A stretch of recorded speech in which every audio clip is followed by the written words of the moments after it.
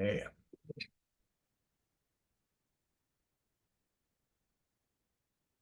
Letting everybody know we're live streaming on our YouTube channel. You should check that out so that you can, if you feel like you need to watch back on it, if I went through the math too fast, you maybe have to take off in the middle. It is on. We're going live on our YouTube channel right now. I just want to welcome everybody to our webinar for today. We're going to be discussing the secrets of success for restaurateurs everywhere. We here at Restaurant Systems Pro help restaurants with their accounting, back of house management system, and POS systems in there. This is not a sales pitch, but I'm actually giving you the things that the best restaurants are doing to be successful. The restaurants that are doing the things that I'm going to lay out in this session are making 15, 20, 25% profits. And I'm going to give some details into how that's possible. And you can check that against, what are the things that you're doing in your store to make sure that you're getting to those levels. And it will bring some clarity of what you could be doing better, and some clarity to what you aren't doing at all, and some clarity on how to organize your dashboard of numbers and create systems that lead to the success that we're talking about. It's not all about software and systems, but it's about mindset, and it's about executing on a high level. Oh, I didn't go live on Facebook. So I'm going to go live on Facebook as well as we get started too. So we're live on our Facebook channel, we are live on YouTube, and we're live here in Zoom on the webinar. So I'm going to go ahead and get started with all this. For those of you that are here, I made a big promise to you, okay? And that big promise was that I would give you a free gift for coming and taking your valuable time as a restaurateur and pouring into this session here, okay?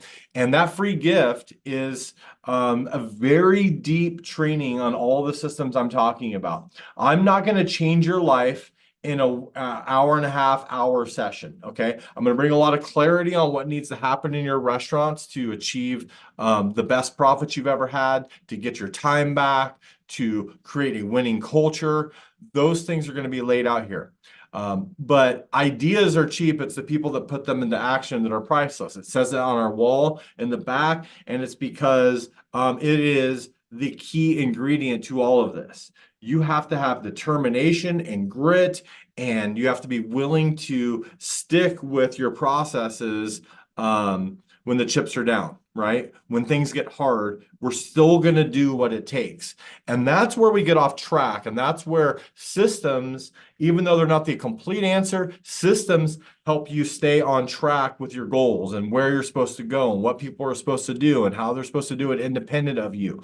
Right now, for a lot of you, every single person in your restaurant needs you on a high level, right? It's like children that need their mother, and as they get older, we want them to realize that they can operate independently within parameters or rules that we give them, also known as systems.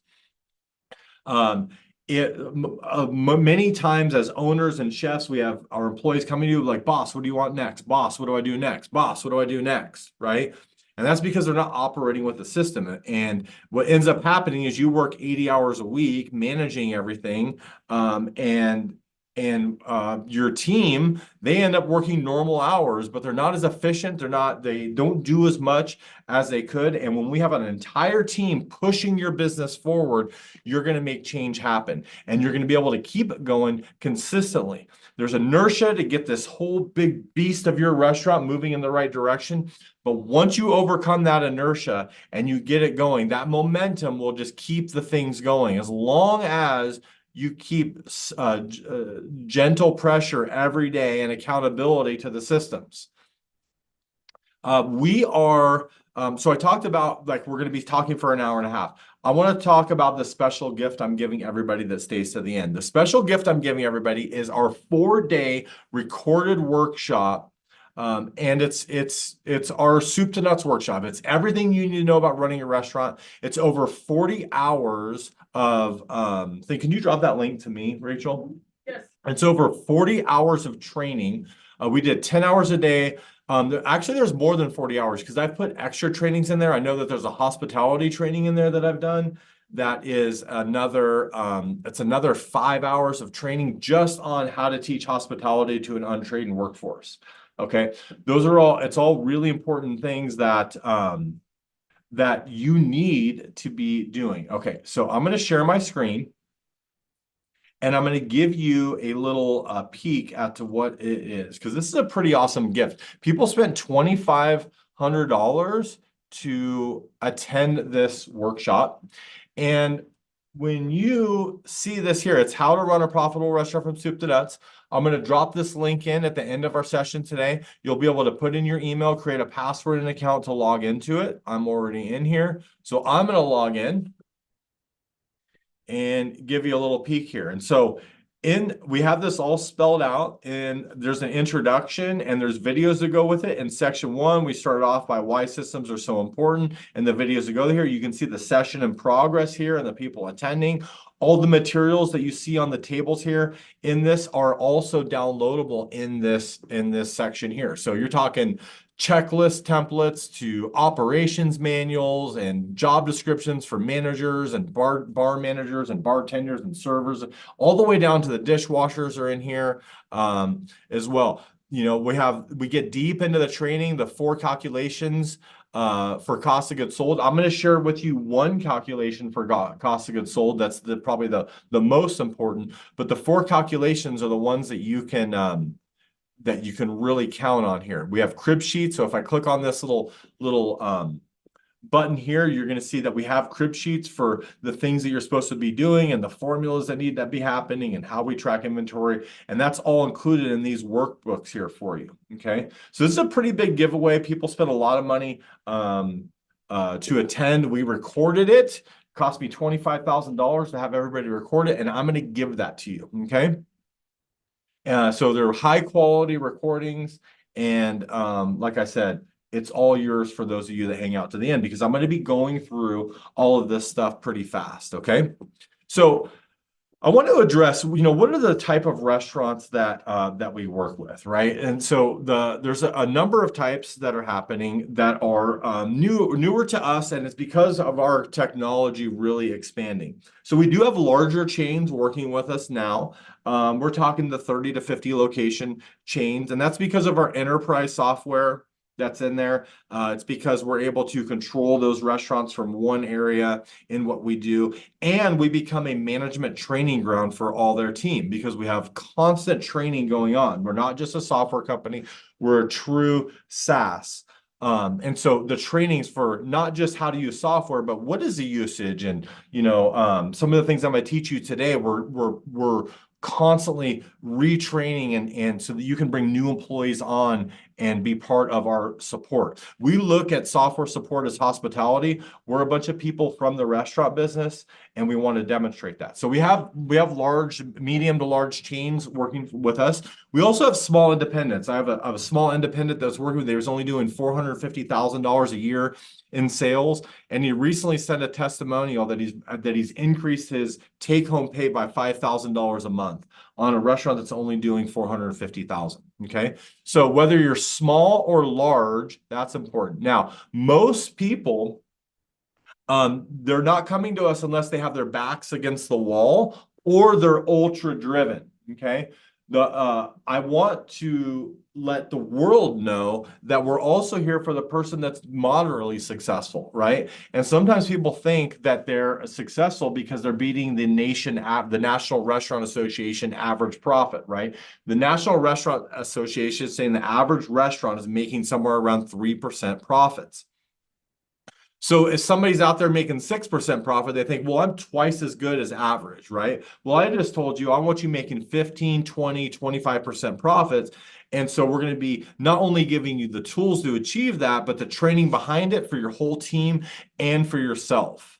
Okay, so that's a really, really important factor in this. If you're going to get your time back, your whole team needs to be trained on these systems because somebody is going to be doing the work. But when we spread the work out, it becomes manageable for a person to run a restaurant and not kill themselves working 100 hours a week. Okay, and so we lay all out with systems too. As we jump into this, I want to make sure that we're all getting on the same page and all understanding the numbers that we're talking about. Okay, so Rachel, if you could bring up my board here,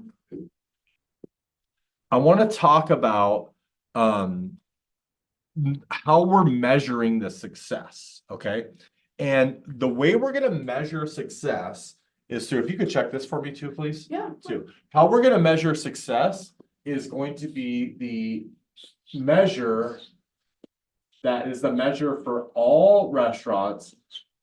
And that measure for all restaurants is something called prime cost. Okay. You may or may not have heard of it. Sometimes it's called our controllables. But prime cost by definition is our total cost of goods sold plus our total labor, including taxes, benefits, and insurance.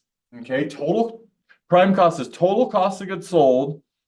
So all your liquor costs, wine costs, beer costs, food costs combined with your total labor, including taxes, benefits, and insurance. Okay. And so it's important we get on the same page as far as what is a good number. Now, back in 2004, when we were founded, so RSP is founded in 2004, we thought that 65% was a good number. Okay. 65%, that gives me a 35% gross margin. What we discovered as we started implementing systems, I was back in 2004, I was multi-unit restaurant owner, started to achieve and beat this 65%, and the norm became 55% with one caveat. Okay, we teach that you can get the 55%, which is a 45% gross margin, if you're somewhere around $1 million in sales, right? So about $1 million or more in sales, we can get to a 55 prime cost. And I want to tell you that I have had people, the lowest I've ever gone with a company is 29% over it was probably about a week's time frame, and it's because they had a large bar, so 85% food, liquor, 15% food. So that mix of sales allowed for better efficiencies. The first time I ever broke 40% prime cost is one of our longtime clients. I'm going to show you a picture of him in a second. And he is running, he runs consistently in the 43 to 44 for an entire year. Prime cost, right? Now he's higher volume. He's over that 3.5 million mark, which was my measure for when you can go below 55. Now, anybody can do anything. Don't let me or anybody tell you what's possible. What I need from you is belief, okay? And so I want to start off with showing you some examples of people here. So what I hear is, sometimes I show like testimonials in here, but I'm showing you like some of the things that we've done. And I have the, actually, why don't you go ahead and turn that and show the screen. So we have here, I have our Restaurant Systems Pro Instagram account up. We just got back from the National Restaurant Association show, and we got to meet. What's really great about the show is we meet with our clients. We meet with new potential clients. We meet with our vendors.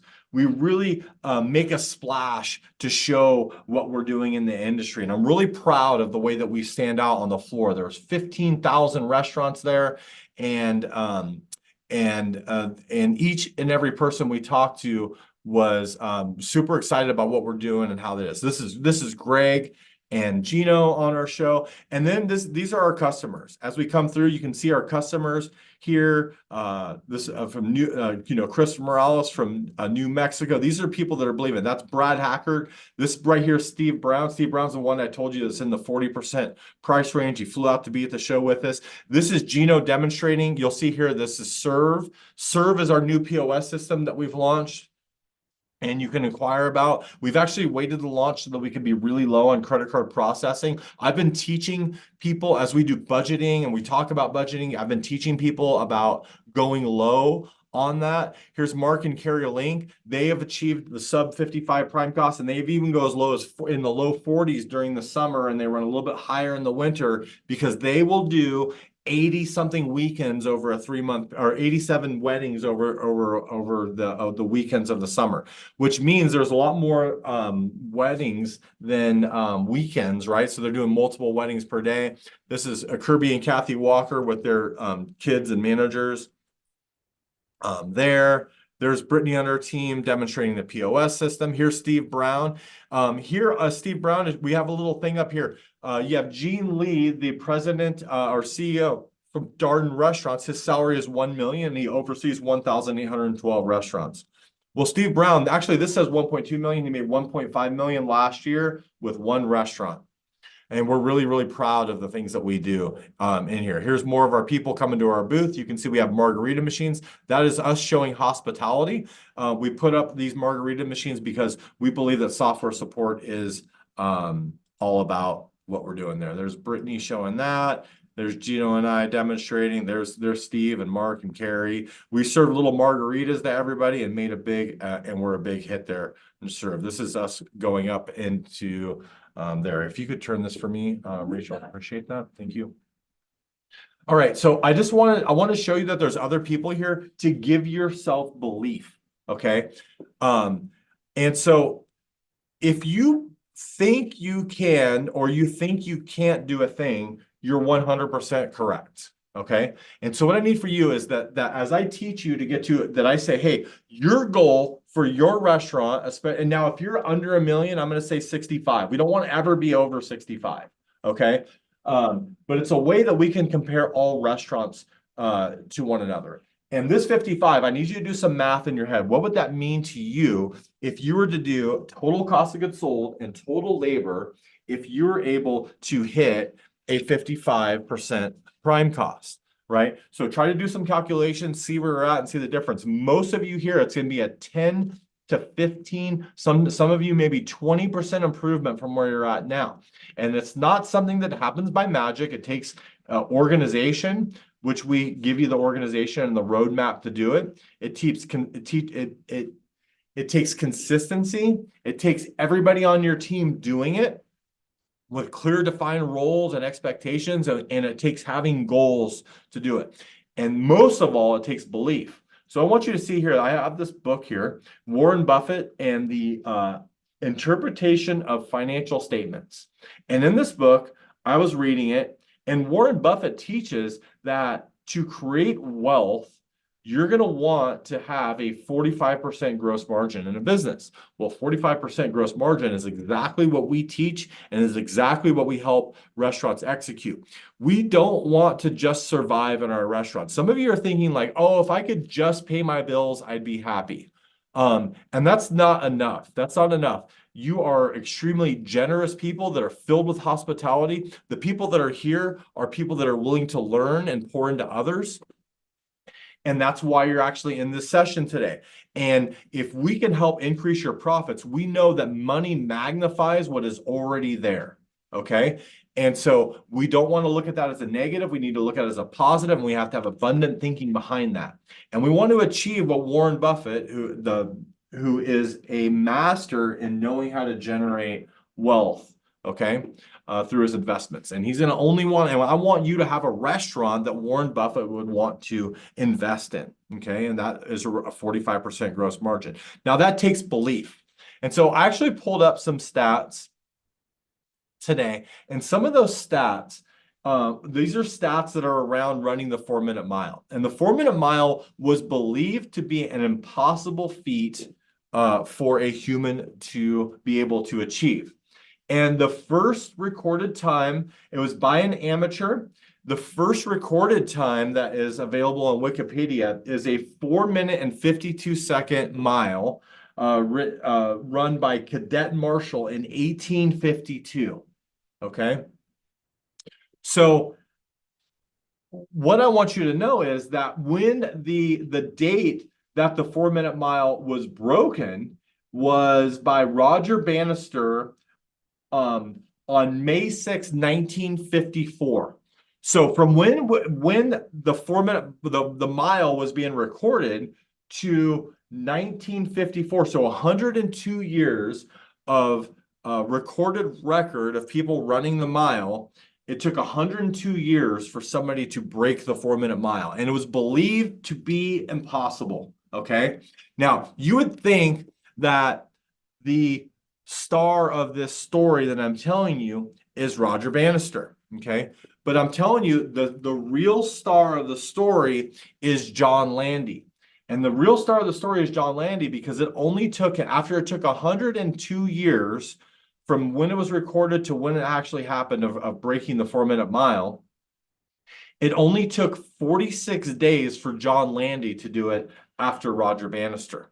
And I'm telling you, it's because of belief, right? So that doesn't mean I can just say, oh, I can go run a 4 minute mile, right? Because that's not my expertise. That's not what I am. That's not what I'm training on every day. That's not what I'm studying. That's not what I'm working on my technique. That's not what I'm doing every day. Okay. But what I'm telling you is you're restaurateurs. You're working on your restaurant every day. You're looking for better ways to train, ways to get stronger, repeating great processes all the time. And when you do that, you can run your 4 minute mile, which is your 55 prime cost and better. And so I need you to believe that it's possible, if it's going to happen. And we're going to give you the steps and the training it takes for you to be able to do that.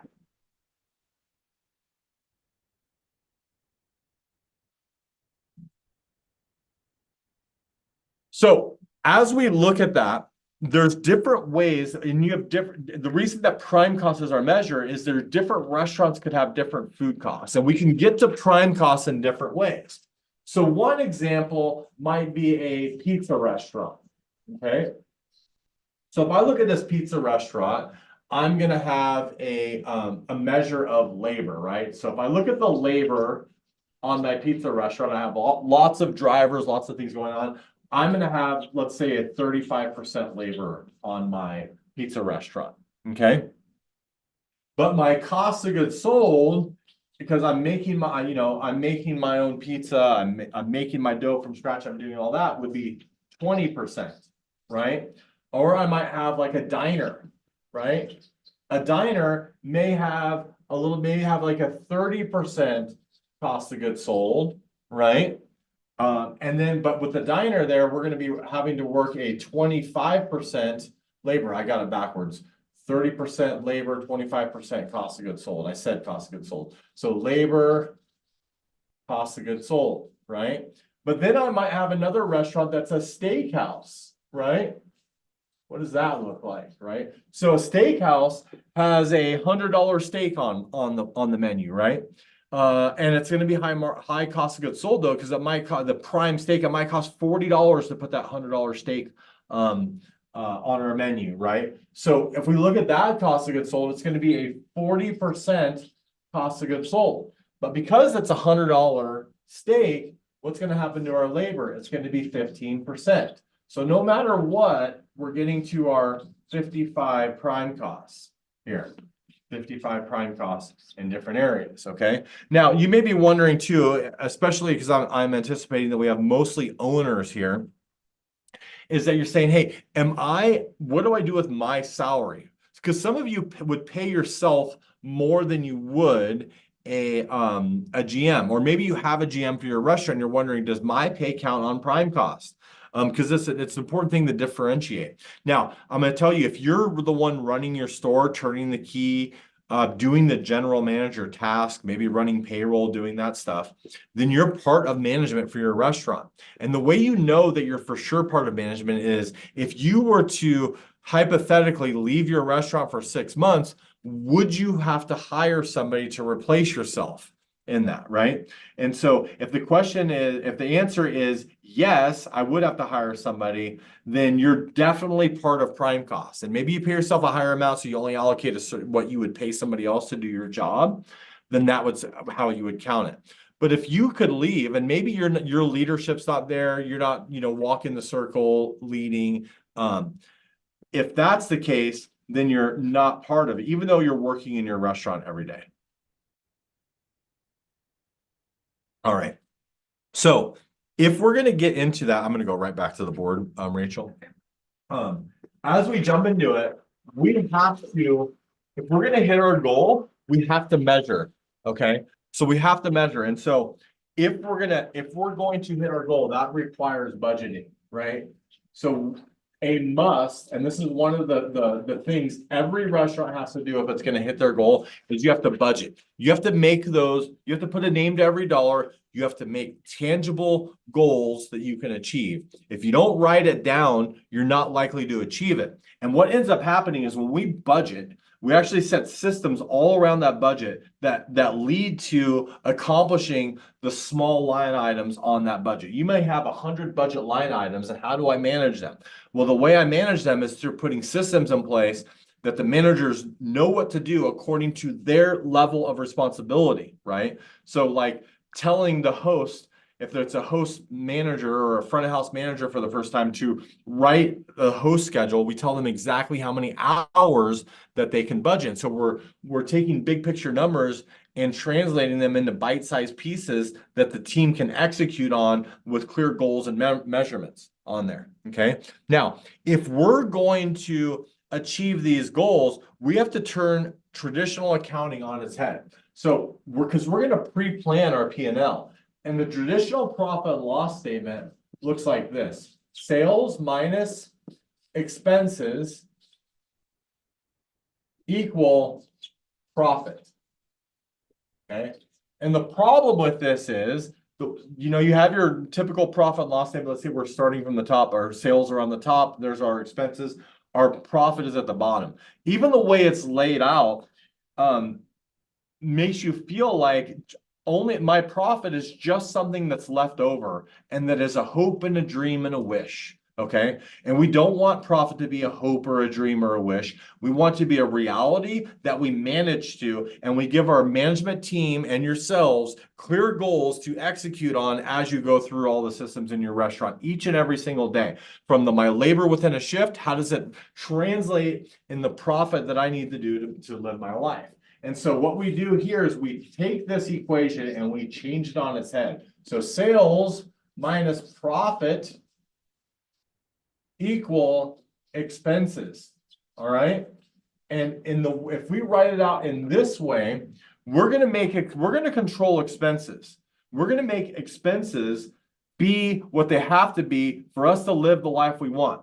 I also like to say we're going to make expenses our bitch. We're going to control them. We're going to dominate them. We are going to make sure that we are doing everything every day in a way that makes our expenses exactly what they are supposed to be, for us to pay our people top pay, to get health insurance covered, to not be late on our rent, to have money in our account for payroll, and to provide for our family in a big way, not just survive. That is not okay for anybody that works with me. Okay. And so we're going to figure out what that works in. Then we're going to put systems around these expenses to make sure that we survive on that. Okay. So whatever your situation is, you're not stuck in that reality. The status quo is not okay. Where your restaurant has been doesn't mean have to be where it is. Okay. Now, the other part of this is, I'm just talking about like just surviving too, but if we're also going to have major growth, if we're going to grow our restaurant to 10, 15, 20, 25, 30, if we're going to grow into a regional, whether it's across the country, but if we're going to have these multiple locations, we have to have systems that control this number independent of ourselves. So if I have 1 or 2 or 3 or 4 restaurants, that's going to give me my time in my life to let my restaurants operate. If I have visions of growing to 10, 15, 20, my restaurants have to operate independent of me. if I'm going to grow 10 times my profit, I can't just double my efforts because then I will only double my output, right? So if I want 10 times output, I've got to do things differently. And that's some of the things that we're going to be talking about today. Okay. Well, one of them, so setting a goal, writing a budget. Let me actually show you what the budgeting can look like in here too. So we want it to be a reality here. So comment for me. If you guys want me to stop for a second and show you what a budget would look like for a restaurant, just comment budget in the chat and I'll go ahead and do that. Otherwise, I'll move on to the next lesson on there too. All right, I'll give you guys a second. Comment budget on the chat if you want to see what that looks like.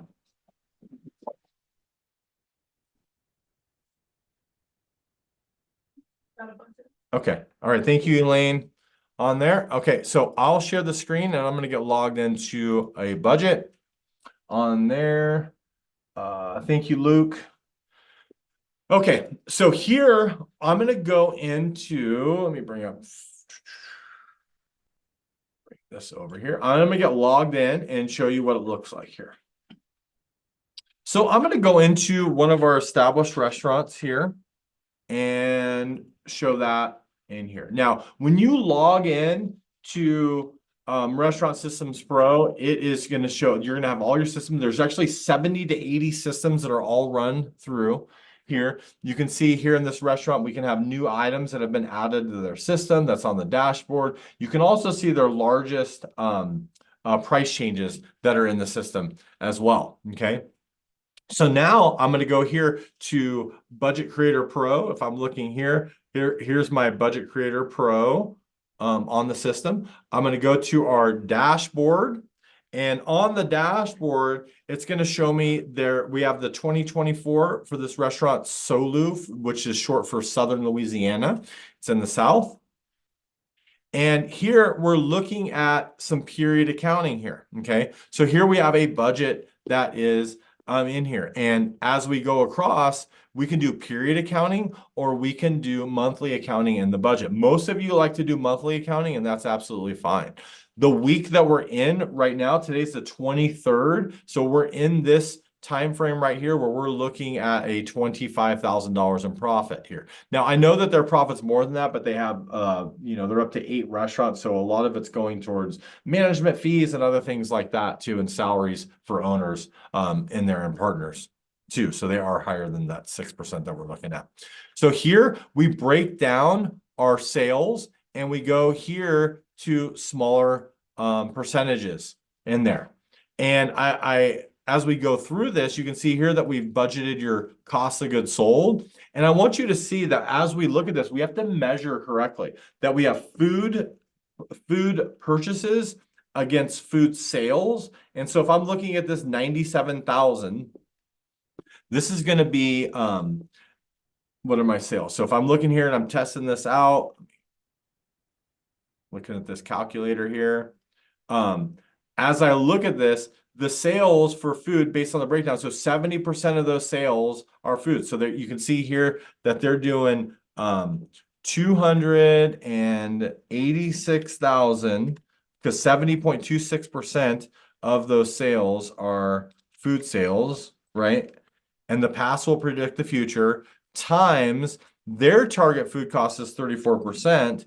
You're going to see that in there. It's 97,296.74. Right? And so you'll see that that is what's showing right there in the system, the 97,296. So we're accounting for food purchases, the food sales, wine purchases, the wine sales, and then we look at payroll expenses, and you can see here we have fixed costs and variable costs, and we go through and measure our targets, okay? Once it's all done, we hit here and we can actually look at actual numbers and compare them side by side. So when I'm looking at the week of 5/22, after the fact, this is really important. This is called flex budgeting here. We predicted 286,000. Well, what if I did 300,000, right? So if I change that to 300,000, remember it was 97,000 something. Well, now it's 102 because it's 34% of $300,000, not the 286. So what that means is your budget will adjust to your actuals after the fact, because shouldn't my kitchen manager have bought more if we did more in sales versus let me take this out. If we did more in sales than we planned, then they should have bought more food than we originally planned. And the system will actually adjust itself automatically in there. Okay. So we go through and we plan every expense all the way on through. This mimics your P&Ls. And this is something that is kind of complicated, but it also is something that we make less complicated because we do this for you at Restaurant Systems Pro. Okay. Now, as I go through this whole thing, you can see I have variable expenses and I have fixed expenses. Pest control, no matter how busy I am, they're spending $190 a month on pest control. And we've budgeted, we've planned to spend that money. You can see there's our restaurant supplies. As to-go has increased, those restaurant supplies and paper supplies have gone up. But here you're going to have fixed and like things like their rent, like trash removal, that's a fixed cost for them. It doesn't go up or down based on how busy they are. Real estate taxes and all that. It doesn't go up or down based on how they are there. So if I go all the way down to the bottom though, it's also going to tell me my break-even point for the restaurant. Okay. And as we look at what we're doing here, understanding break-even point as a restaurant is really, really important. Okay. So we're going to walk you through the break-even for not just a restaurant, but for a business. Okay. And what that looks like. And we're going to look at two scenarios, okay? We're going to have scenario A and scenario B, okay? Now, this isn't prime cost. This is variable cost that we're looking at first. So I'm going to say that scenario A, so we look at the variable costs, okay?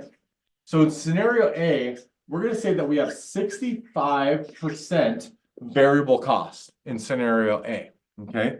Now, what that means is it's going to give us a contribution margin, okay, CM there. So if I have 65% variable, that means like my credit card processing, those paper fees that we looked at. You saw that in the budgeting that we had fixed salaries versus variable labor, which is my hourly employees, okay? So if I look at this and I'm planning and I'm understanding break-even point, well, if I have 65% variable cost, that means every dollar I generate, there's always like beer in the glass, food on the plate, labor to deliver it, labor to cook it, all of those things, right? So those are variable expenses that happen no matter what. No matter what, I have to put food on the plate, and that's going to make a variable expense. If I generate a dollar, there's an expense that goes with that dollar that I generated. And this is what's saying what's left over from this variable means that I have 35 cents left over of every dollar I generate if I have a 65% variable expenses. So no matter what, I'm going to be spending on credit card fees and I mean, there's dual pricing and things like that. So there's ways around the credit card processing, but you get the idea what I'm talking about here.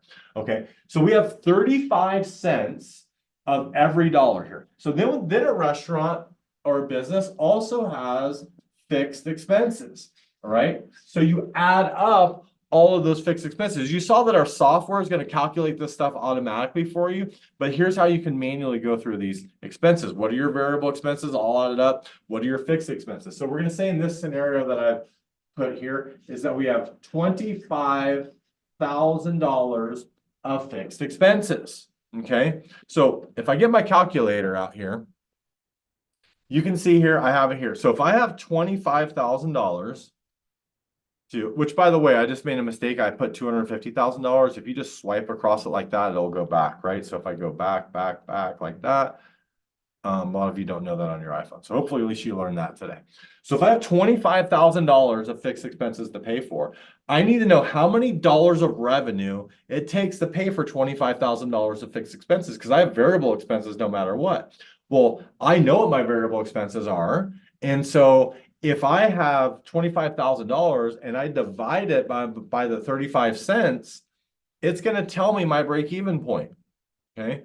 And so we start at $0 in revenue, and we go all the way up to 71,428.57. Now I want some participation here.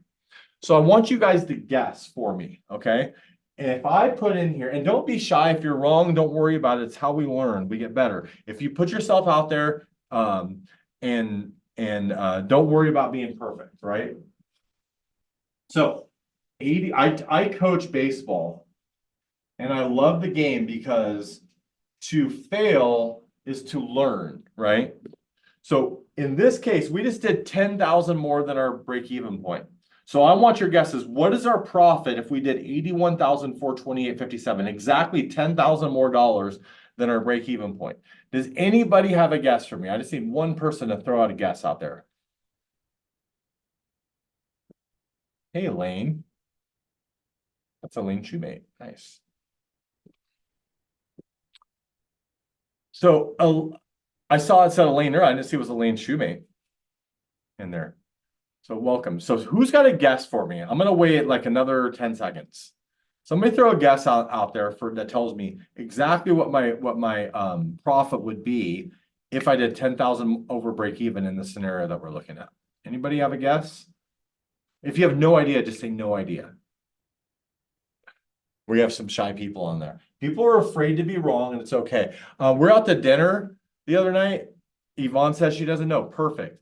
There was we were at this restaurant. It was a little hoity-toity for their own good. And okay, so Luke says 10,000. And there's a whole bunch of words on the menu. And I'm a seasoned restaurateur. I've been in the business since 1988. I have, from being a chef to all kinds of cuisines, to multiple restaurants, to thousands of restaurants with clients. Like I have some exposure so if I see something on a menu, I don't know what it is. I have no qualms or reservations about going like, what is this thing I've never heard of, right? So we asked the server, like all these fancy words. There's a whole, what was there? Probably 5 or 6 different fancy words on these cocktails. The server did not know one of them. I didn't either, but I'm asking the server. They didn't know any of them because they're just trying to be fancy. So don't ever be afraid to ask a question on something you don't know on there. But here we have 10,000 more. Now, Luke, I love your guess, but on that, we have to realize that even after we break even, we still have food on a plate, beer in a glass, labor to serve. So what that would be if I did 10,000 more, instead of the 35 cents going to pay for the 25,000, now that 35 cents is going to profit. So my profit would be $3,500 in this scenario. Thank you, Luke, for that. Now, if I did 91,428.57, I would do 7,000 in profit, right? Another $3,500. Now, I like to do this because this is like, if you're tired from being in the restaurant business, here's what it looks like. From 0 to $81,000, you make $3,500. From 81 to 91, you make $3,500. You make just as much money from $0 to 81,000 as you do from 81 to 91. Okay, so if there's ever not a example of trying to get to our break-even point earlier so that we can really start to have a hockey stick-like growth and profit, it's scenario B that we're going to look at here. Now, scenario B, we put Restaurant Systems Pro systems in place. We train better. We have better checklists. We have better accountability to checklists. We tie them to our schedule. We schedule on purpose. We buy on purpose. We cost everything out. We do our budget to set clear targets. We delegate it so that everybody's working on these goals in the same direction all the time. We start to do that, we get to 55% variable. Okay. In this case now, we have 45 cents of every dollar is going to the bottom line. Okay. Now we still have fixed costs here, right? So $25,000 of fixed costs, but now I'm divided by a 45 cent, which is my gross margin. And that's going to give me the 55,555. So I still had 25,000 in fixed costs. That didn't change. My rent didn't change. My utilities would change, from month to month, but it doesn't change based on customer count. It changes based on how much I'm using the AC, right? So now we have $0 in sales and we get to break even at 55,555.56. Now, Luke, I'm going to ask you again. Now, when I do 65,555.56, and I'm throwing that 45 cents to the bottom line after break even, what's my profit going to be on $65,000 in scenario B? 10,000, exactly 10,000 above it. See if I'm a good teacher or not. Hopefully Luke's still there. All right, so if I do 10,000 in this scenario, my profit is now $4,500 because now instead of the 45 cents going to the $25,000, yes, Yvonne got it. Good job.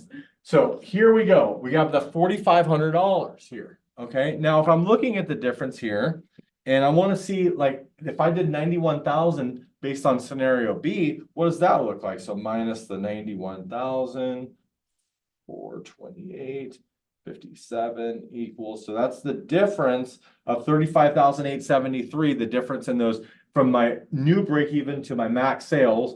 Now the difference in here, every dollar above the 55,000, I'm throwing 45 cents. So I take this and I multiply it times 45 cents. My projected profit's going to be 16,142.86. 16,142.86 up from 7,000 in profit. This is where you start to change your life. This is where you start to change the life of your employees. This is where you're able to have a bigger effect on your family, your community, and be able to have money in your life magnify what's already there as a person that loves hospitality, that loves making people happy with a meal, that loves to serve their guests.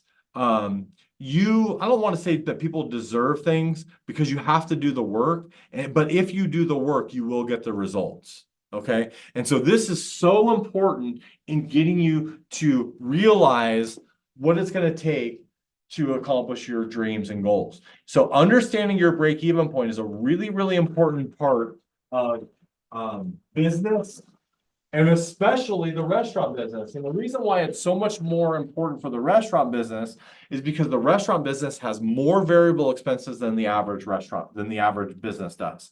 Okay. A lot of business, even with software, I'm full of a lot of fixed expenses. My server fees, most of my employees are all salaries. Running a software company is a lot. There's still the same principles apply between variable and fixed expenses, but I have way more fixed expenses, less variable expenses, right? On that. And so it changes the equation. So understanding the equation is really important. So now another part of this is when we looked at budgeting, right? So when we looked at budgeting and we start to compare, and we have, like, if I'm looking at this example of this budget here, and you can see here that we have salaries and everything lined up. So there's salaries that are budgeted, there's variable expenses that are budgeted here. Now, what's important to understand, let me actually go to a monthly budget because most people are monthly accounting. It was telling me to save that. I'm going to go in here, look at a monthly budget here, okay? And so this one's January to all of a sudden, I'm going to take the actuals out. Now, when I look at this, I want to be able to compare. So actually, let me show these actual numbers here. So when I'm looking at the payroll, you can see here that there's different numbers that are in here, right? So if I'm looking at servers and we're looking at what the numbers are in here, we need to know where we stand. So if I'm looking at, let's say, line cooks here. So let's say my line cook came in at, I don't know, 31,568.36. Okay. Now, I want you guys to comment in the chat. Your payroll, are you bi-weekly, weekly, or semi-monthly? Now, I'm going to guess that most of you are bi-weekly. Every once in a while, we get a majority of weekly, but about 75% of people are bi-weekly.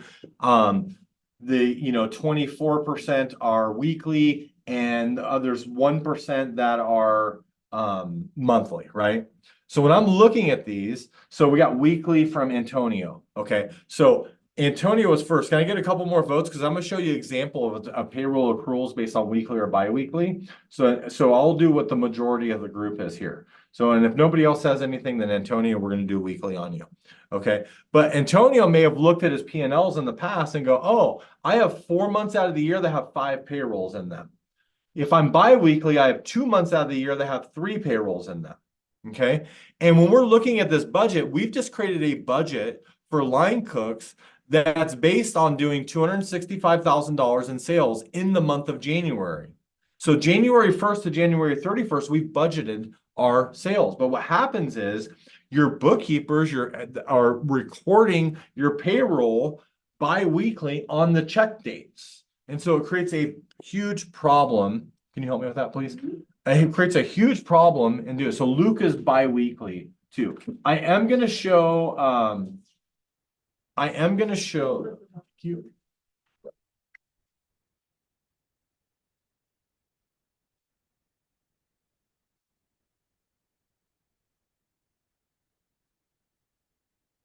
Think that'll hold. Okay. All right. So when we're looking at this, I'm looking at, hey, this would have been done last week. So Antonio was first. He said weekly. So we're going to look at what this looks like weekly. It's the same principle for bi-weekly. Okay. But what we're going to say is that this is a Monday, right? So we have Monday, Sunday, Monday, Tuesday, Wednesday, Thursday, Friday, Saturday, right? So we have this on our week. So when I start with this Monday, which would have been in March, right? Monday the 25th is in March, and looking at the weekly one, right? And so most of the time we pay payroll, we have actually legally you have 5 days to pay payroll after it ends. So Antonio, I'm just going to assume that you issue checks on a Friday, right? So what happens is we work the 25th to the 31st, and then the paycheck hits on the 5th. Okay. And then the next week starts. This Monday, we start here and they work to the 7th, and the paycheck hits the 12th. Can you give me the blue pen down here, please? And then we have a payroll date that is the 8th, and they work through it. And the paycheck is the 19th. Okay. Then we go through and we have the 15th, we work through, and the paycheck hits on the 26th. Okay. So now what I have is I'm showing 4 payrolls that have hit in April. And if we record these payrolls in our books, the reality is that we are recording labor that's the 25th of March to the 21st of April, that's comparing to sales that is the 1st of April to the 30th of April. It's not a good comparison. And if we did bi-weekly, it would be even worse, right? So the 25th, it would end on the 31st, end on the 7th, right? Paycheck date on the 12th, and then we'd have a paycheck date on the 26th, but that would be the 25th.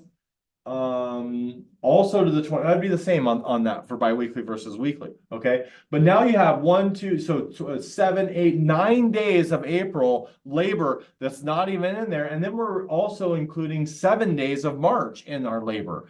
So we're not comparing apples to apples. We're not looking at true efficiencies. We're not getting a good report card on our P&L.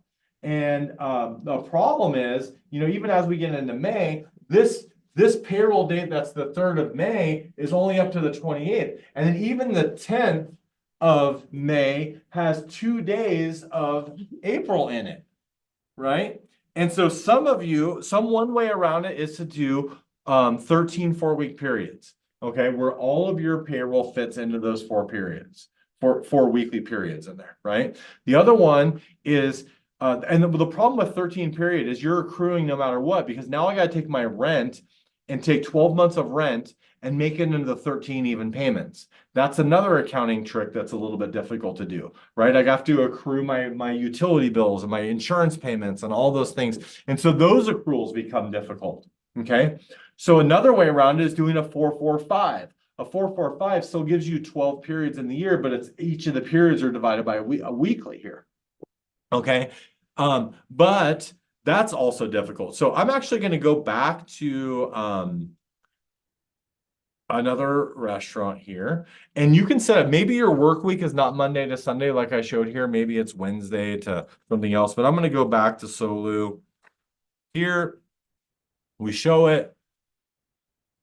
And if I go into our accounting section here, I can see a payroll accrual happening. Okay. And if I look at it, let's say I want to look at my April accrual. Okay. Well, what's happening is the system, we're watching every single week of payroll. Now, in this case, this Solu does a Wednesday to Tuesday work week. Okay. So that means their work week started on Wednesday. And what we do is we know that the full pay for the week of 3/27 is 12,753.74. But we have integrations. We connect with POS systems. We have our own POS system. We know all the punch times from the POS system coming in here. So we know that it was 9,490 in the week, right? So if I'm looking at this, and this is where I'm getting at, that the most successful restaurants measure how they're operating really, really well. You have a really good picture of where you stand with it. So if I did 12,753.74 for the week, I know that 9,000 of, if we look here, the 9,490.34 minus 9,490.34 is what has been left here. So that number here, this 3263, is the 3263. That's what my true labor is in April. So from 4/1 to 4/2, I have this labor that's 3263.41, right? That's only my April labor. So now I have 4/1 to 4/2, 4/3 to 4/9. I get to the end. It just happened to be that the 30th was a Tuesday, so there's no accrual at the end on that. It's also taken those salaries and accrue them out. It's all bi-weekly salaries, but it's giving me a monthly salary as we look at all the accruals on here. And so what happens is these difficult accounting features become something that happens automatically. Okay. And so as you look at those difficult accounting features happening automatically, it's really, really it gives you really, really good information on where I'm doing well, where I need to be doing better, how I can coach my team on that, and having it not just be about me, having your team know if they're on track or not without you having to micromanage the situation. Okay. And so that's a really, really important thing. And this will translate into other labor systems that are that will allocate, hey, here's what my forecasted sales are. Here's what my labor is supposed to be. And an example of one of these systems is translating these difficult percentages that are in my budget into how many hours I can schedule, right? And if I can have easy to track targets, and if I have ways to manage to those targets at the fingertips of all of my management team and even my employees, then we're more likely to hit our goals. And that's the biggest deal. And a lot of times people feel like, bro, we start doing your systems. Yes, it's a little bit harder to do some new things at first, but it feels like just what we're supposed to be doing. And it's because it is what you're supposed to be doing all the time. And it's actually not as difficult once you get in the habit of running systems where I'm proactively managing my schedules, meaning I know I will do a purchase order. Maybe I take a little bit extra time to do my order, make sure I have a purchase order, but now I know before I'm spending any dollars if I'm over budget or not, right? But if we line up your order guides the way that your inventory is lined up, and we make inventory easier to count so that you know your usages, that's an important thing, okay? So budgeting, knowing breaking even point, measuring how you're operating, that is what the top restaurants are doing. If you're going to drive 20% profit, you cannot be flying blind in your business. Those things allow it, okay? So then as we start to budget labor and we're looking at labor, we need to be able to have scheduling apps for employees to swap schedules with. We have that for you. We replace 7 shifts, hot schedules. One thing I was really proud of is you look across the National Restaurant Association, you have all these softwares that are doing all these little things for people, and you're having to piece together all these different softwares to be able to accomplish it. And if you're not doing spreadsheets, right? And we take all of that and we tie it all together into one, and we make all of it a lot easier to execute because it's all in one place under one system. Okay. And we provide all that. So we build habits in tracking labor daily. We provide the convenience of schedule swapping and messaging your employees. We connect checklists to the schedule so we know that if a bartender's doing all their opening stuff, when everybody's doing what they're supposed to be doing and preparing the next shift, you get more efficient. So it's not just about like, oh, I need to schedule less hours. Duh. But how do I do it and still stay efficient and accomplish the goals that we're talking about? All right. So manager logs, all these systems that are running are all part of Restaurant Systems Pro that we can get in there. Now, I mentioned inventory. Inventory is one of the things that is so important. Successful restaurants do inventory. There's no way around it. There's no way around it, and I'm going to show you why. Okay? And I'm going to break it down into a small thing. And the reason why mainly is usage. Okay? There's this usage equation that you need to do inventory. Okay? And that is beginning inventory plus purchases minus ending inventory equals our cost of goods sold. Now, we don't call it cost of goods sold at Restaurant Systems Pro. We have another name for it. It's not a fancy accounting name. It's a name that gives you the mindset for success. This is use.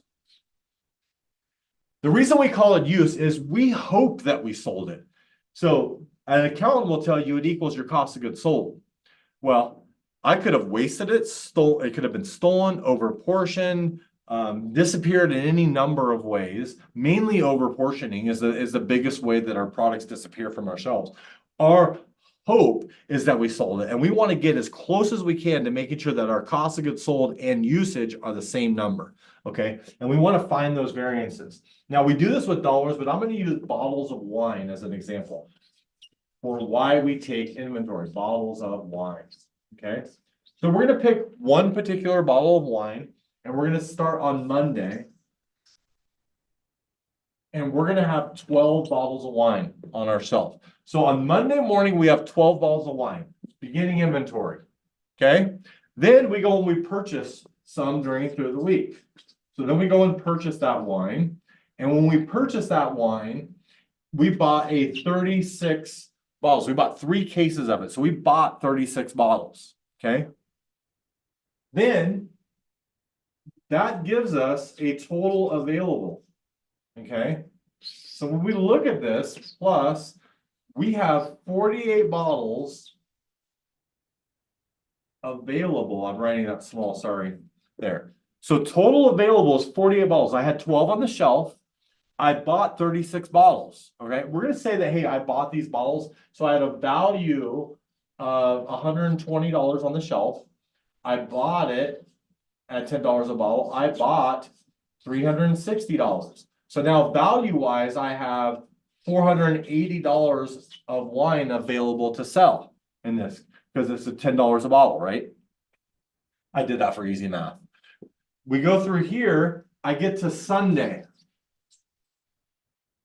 So it's Sunday night, early Monday morning again, before all the shipments come in. And we count, and we have 30 bottles on our shelf on Sunday. So every single bottle that's still on our shelf, we did not sell. We did not use it. Illegal workforce in terms of payroll, liability, and tax. So illegal workforce, we actually get people on, without getting off track of this, we get people on legal. I've had a lot of, especially people in New York. Antonio, you said you're weekly. If I was to make a guess, I'd say you're in New York State.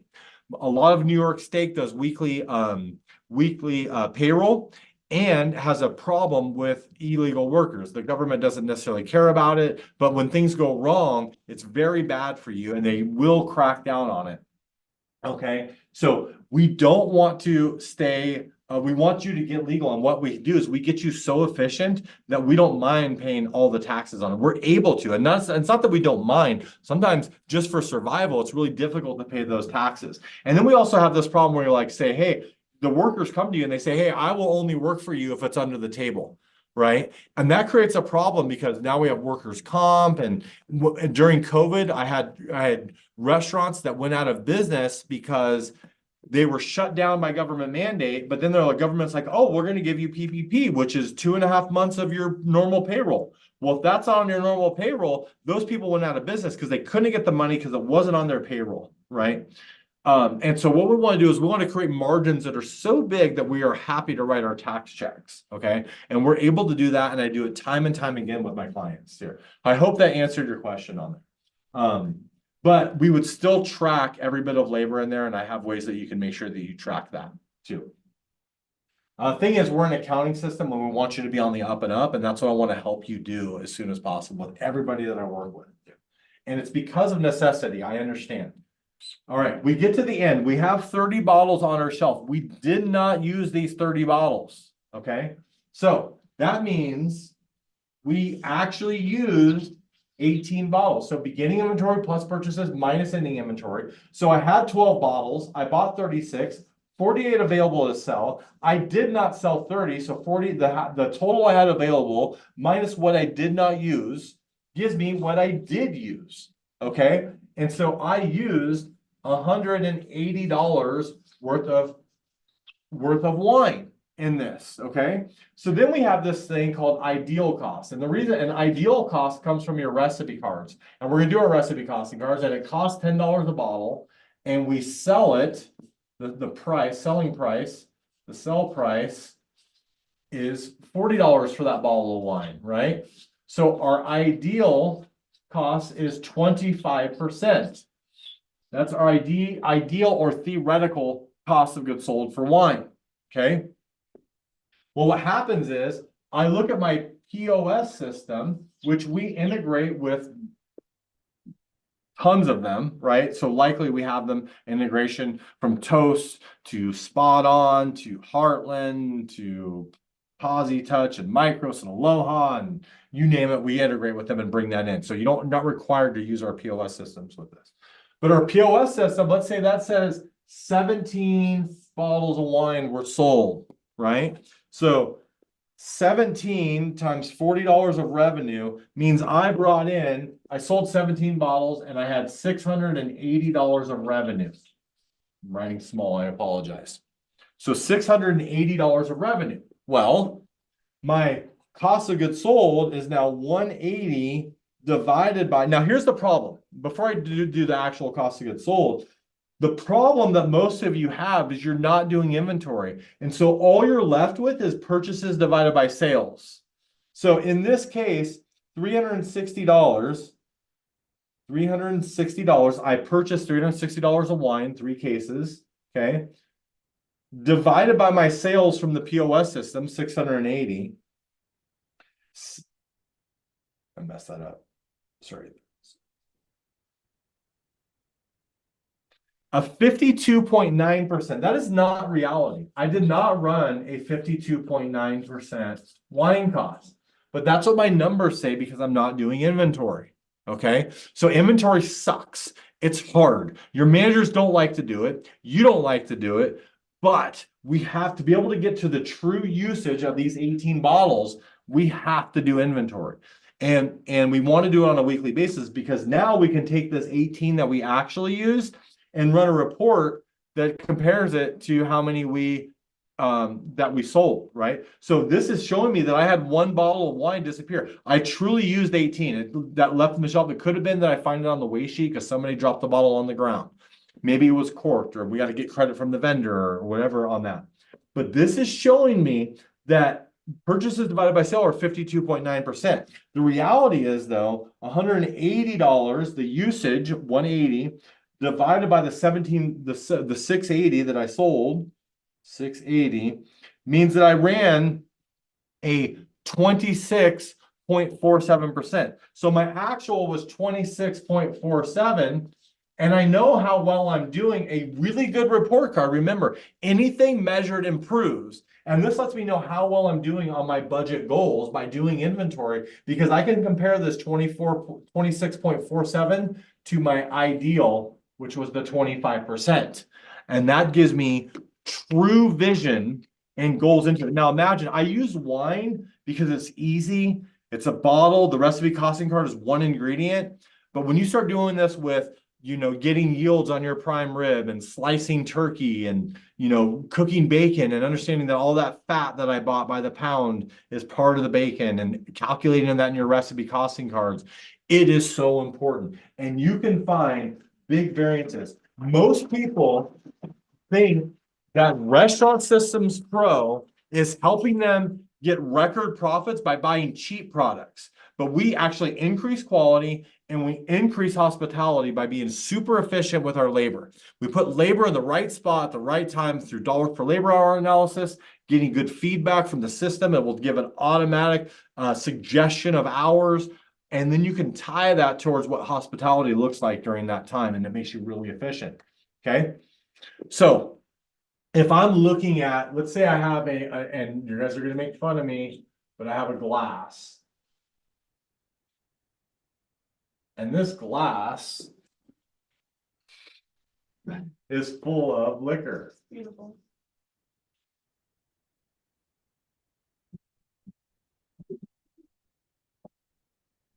Rachel, this is funny. Yeah. What's that? It's like a top hat. Okay. This recipe card says it's supposed to be 1.5 ounce pour. That's what the recipe costing card said. But then we go and measure this and we go, uh-oh, bartenders, we have a 2 ounce pour.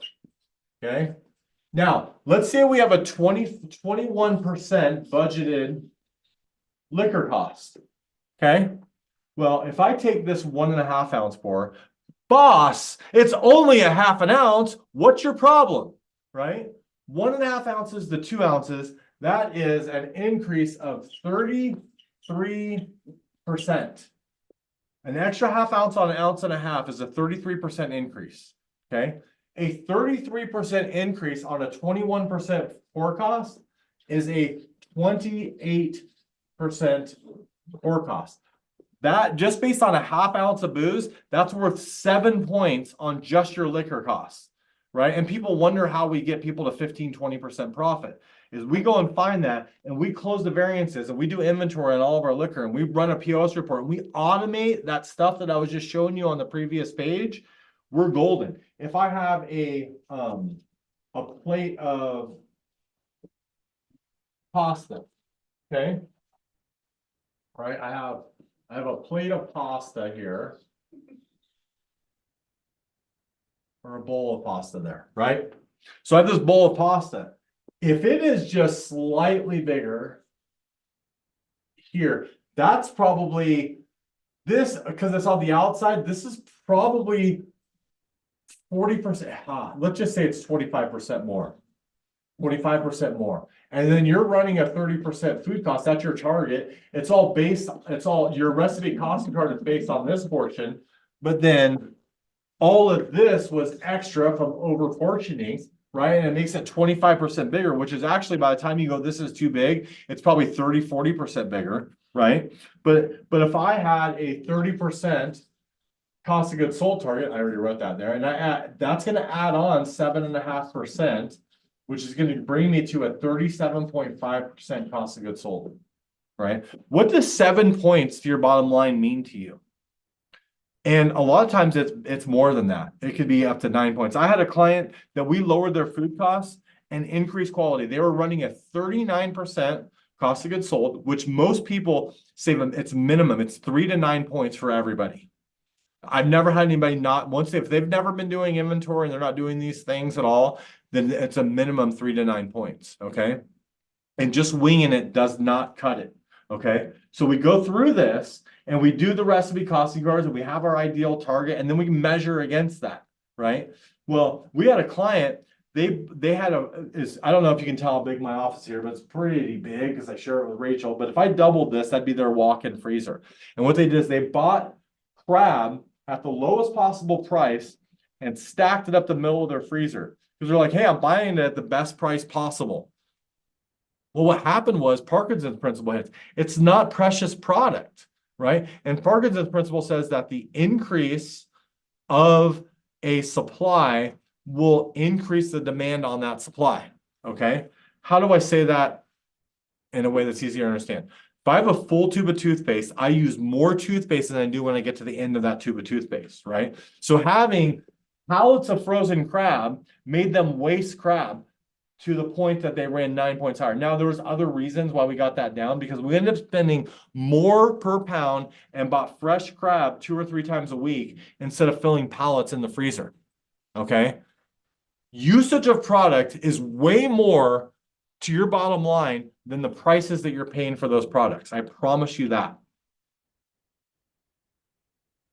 And the point is, we want to know where we stand on that. Okay, and so we want to know that ideal process. So that's where, with Restaurant Systems Pro, comes in where we have auto processing of invoice. You just scan your invoices and they get processed, and we track not just accounting codes, but we're tracking how much you bought of everything that you have on your shelves. When that invoice comes in, even if it's a big, US Foods, Cisco, Shamrock, you name it, if it's any of those big vendors, it's going to we have to track them. And I got to know that I bought 40 pounds of chicken wings and a case of romaine lettuce and 20 pounds of mozzarella cheese. We track every item, and that's connected to your recipe costing card, connected to your inventory, so that you have always the right value, so that you're getting a really good picture of your dashboard for running a profitable restaurant. Okay. So as the system tracks these things, we develop auto PARs. If we know how much you're buying of something, we can generate auto PARs. If I bought $100,000, if I had 100,000 in sales and I bought 10 cases of mozzarella cheese, then I use 1 case of mozzarella cheese for every $10,000. If my sales forecast says that I'm going to do $25,000 and I'm going to need 2.5 cases of mozzarella. I have one on the shelf, says I need 1.5. I can't order a half. I'm going to order automatically 2 cases of mozzarella. The system will do your ordering for you as well. There's purchase allotment systems. We show the P&L for tracking, because we're full account. We replace QuickBooks. Okay. We are your accounting. We're all of it. Okay. But if you want to really put those recipe costing cards to the test, there's one big point I want to make, and one big principle I want to teach you. Okay. This principle that is extremely profitable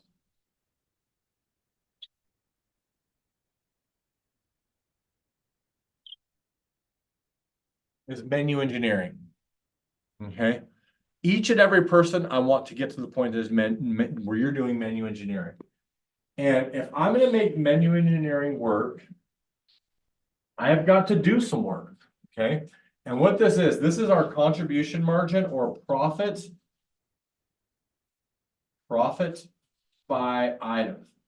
So that means I have to do recipe costing, which, having a database of items in here. Let's see, I'm logged in. I can literally, let me go to don't want to give away anybody's recipes. I go to recipe costing cards. Let's see, I have an all American burger.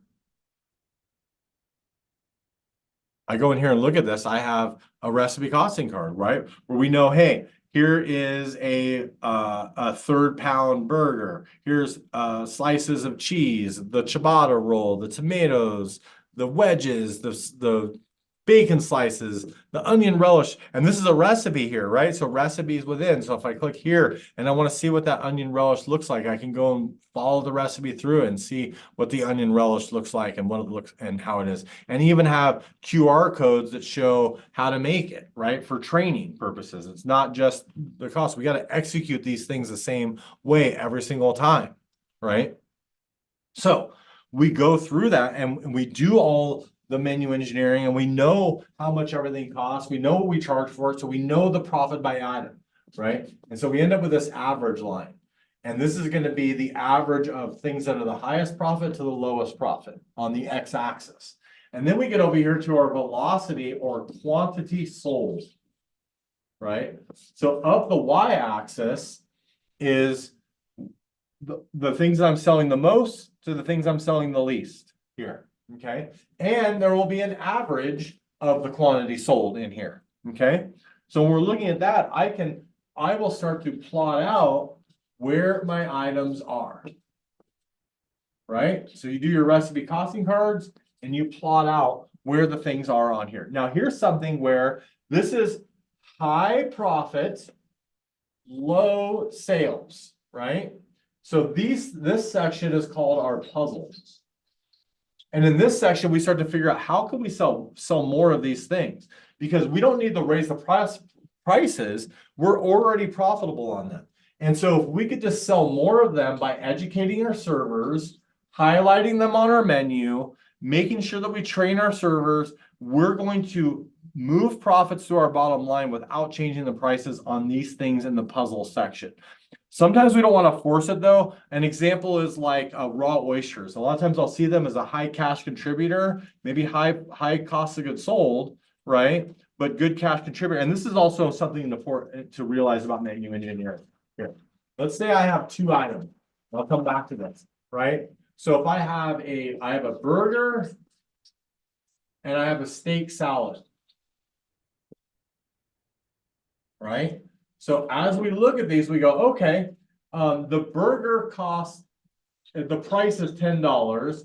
The steak salad, the price is $16. Okay. So I look at the $16 price, right? So 1.6 times 4. All right, so $6.40 is the price, right? $6.40, and it's 40% cost of goods sold, right? Then my burger, the cost on that is $2. Okay, so the price on that is $2, so that is a 20% cost of goods sold, right? So in that case, when I look at this, most people look at this and go, oh, I would rather have a 20% cost of goods sold than a 40% cost of goods sold. But remember in the beginning, I talked about the steakhouse prime cost, and prime cost is different for everybody. We have to understand something. If I'm looking at percentages, I go, oh, well, I want to sell burgers. But if I change the question and I say, hey, would you rather, because $10 minus $2 is $8, right? And $16 minus $6.40 is $9.60. Okay, now I say, which one do I want to sell? Would you rather make $8 or $9.60, right? And I would rather make $9.60 all day long. Percentages don't pay your bills. Actual dollars do, right? And so that's why when we look at this, we're looking at the dollar profit in this, not the percentage of labor, right? So then here we get these items that are our stars. These are the stars. These things are, they're high in profit or high in profit, and they sell a lot. They're signature dishes that are priced out correctly. They're profitable, and we sell a lot of them. That drives my menu. Okay, those are our stars. And even if I could sell them a little bit more without raising the price by featuring them, putting pictures on the menu if it fits my concept, highlighting them and saying new, all those things. Okay. Then we have our plow horses over here. This one's called our plow horse. These are the items that we sell a lot of. Our velocity is high, but for whatever reason, our profit's low. This is where we have price elasticity. And this is where if I'm going to raise prices in my restaurant, it's going to be here. Maybe a little bit in stars because it has a little bit of price elasticity. I'm selling a lot, but my plow horses are where it's at. I am going to raise those prices. And just by raising the price, I'm going to move this over my graph and plot them out, right? You're selling them a lot. And when you sell them a lot, it means they're popular. They're likely your signature dishes. They're the ones that are making a difference in your store, okay? Now, we all have dogs. This was an average line, and this was an average line. So every restaurant's going to have its dogs. Maybe it's a kid's hot dog on the kid's menu. It's low profit, low sales. Maybe you can find some items on your dog quadrant that I'm only buying a certain product for that item, and I can get rid of it off my menu, okay? So those are some important features in menu engineering. Now, I've taken up enough of your time. Rachel, my assistant over here, she's going to drop in a link. And this is where I fulfill my promise to you. For those of you that stayed to the end and watched all the way through, I'm going to give you our workshop in a box. All you need to do is click the link. enter in your email, create a password, and that account is yours forever. And you can go through the 40 hours of training and go through all this stuff that we teach here. Okay. And so I want to make sure that I deliver for you and deliver for you in a big way. So click that link and that workshop is yours. And it's 40 hours. It's me teaching. It's my old partner in here teaching. And we have all of everything that you need in there from the sheets that you download. All that stuff is there. Okay. Now, there is something that I have to offer, but only if I get permission. So if you'd like to know what it would be like to work with us, please let me say. So if you'd like to know, so say yes if you would like me to show what it would be like to work with Restaurant Systems Pro, because I only want to do it if I have permission to. Okay. I told you it wasn't a sales pitch at the beginning. Obviously, I have products that sell. I teach. We're changing the world when it comes to restaurants and how they operate and the level of profit they're able to get. My average client has been with me 11 years. All right. All right. So if nobody wants to know what it's like to work with us, I will just end the call and go from there. And then there's your workshop, and we can go from there. Yvonne says she has it's difficult for pop-up food business. Antonio said yes. You know, is it difficult? I mean, do you need to cost out your recipes, the things that you're selling? If you're doing pop-up food, do you need to cost it out? Do you need to track every single purchase you have? Do you need to create a P&L? Do you need to schedule labor? And so if you don't have labor, then that means that you're able to have a higher cost of goods sold. But it's also, I'm imagining, Yvonne, that you probably want to grow into it as well, too. So there is certain commitments and there's things that you can do. So Antonio said yes. I'm going to show in there. Rachel's going to drop a link in there. Okay. And I have a class coming up because it could be like I'm telling you, accounting systems, software, POS system. I'm talking about doing recipe costing cards, all this work. And it all honestly sounds really, really expensive, right? All the software, and you think onboarding, if you go to some of my competitors, an onboarding could be $20,000 for your restaurant there, okay? But one thing that we do is I'm committed to the restaurant industry. And that means I want to not only help my clients that are doing 100 million a year, but I want to help people like you, Yvonne, that are just getting started out doing a pop-up restaurant. And maybe you only do 100,000 a year, okay? These principles are important. And so the sign-up link I have you is a restaurant mastery program that is normally $297 for that restaurant mastery program. In the link, you can sign up for being on this call for $97. Okay. So let me share my screen. So it's normally, let me chat. This is what it looks like. Normally $297. You can get signed up for $97. And the next one is starting on June 1st. And we go in and I will teach like this every day. Me and my team will teach like this every day for the next 2 months. So the one that starts on June 1st will end in July, at the end of July. Okay. And we're going to go through and we're going to be doing the work that you need to be doing in your restaurant anyways. And Yvonne, it's a good way for you to try it out because without having to commit to our full software systems and commit to our accounting program, and maybe you don't even have a POS system, then you can jump into it. And so, Antonio, same thing. You could jump into that. And if you have more questions, that's why the calendar's here. You could jump and ask more questions of Greg. But you sign up and you're going to get all of my software, all of our resources, daily training, and we basically onboard you with all these systems. If you decide at the end that Restaurant Systems Pro is not a fit for you, you can download your inventories, download your recipe costing cards, download your end of day report, get your checklist all together. We're doing the work that you should be doing in your restaurant, no matter what. Whether you're in my software or not, it's work that you have to be doing. And we do it with you side by side over 60 days. And the only reason I'm charging for it, you're like $97 for all this. The only reason I'm charging for it is so that you have skin in the game, right? We're like your trainer to show up at the gym with you every single day if you're making a commitment to a goal. We do the budget I showed you, we do all that for you, okay? And so for my action taker, the link is right above where you just commented there. Could you post it again in case Antonio didn't see it? There. Antonio, she's gonna put the link in the chat again right underneath, or reply, or even reply to him so he sees it there. So that is going to get you into this link, and we teach you all the stuff, and we do it in a way that fits our personality, because, you know, I think I can help every restaurant out there, and sometimes it's a fit, sometimes it's not. And it's a really great way for you to do the work that you need to do and really see if you're a fit for Restaurant Systems Pro. We teach you every day. We go on every day. It could seem like, oh, 60 days, I'm already so busy. We start to cut down the busyness. We are finding that people are saving 10 points on that.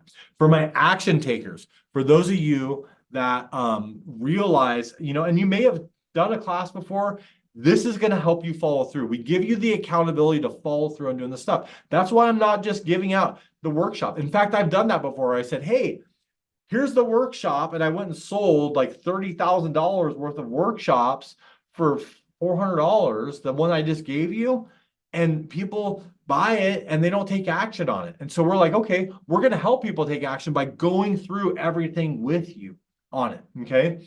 So those of you that sign up in the next hour, I have another gift for you, okay?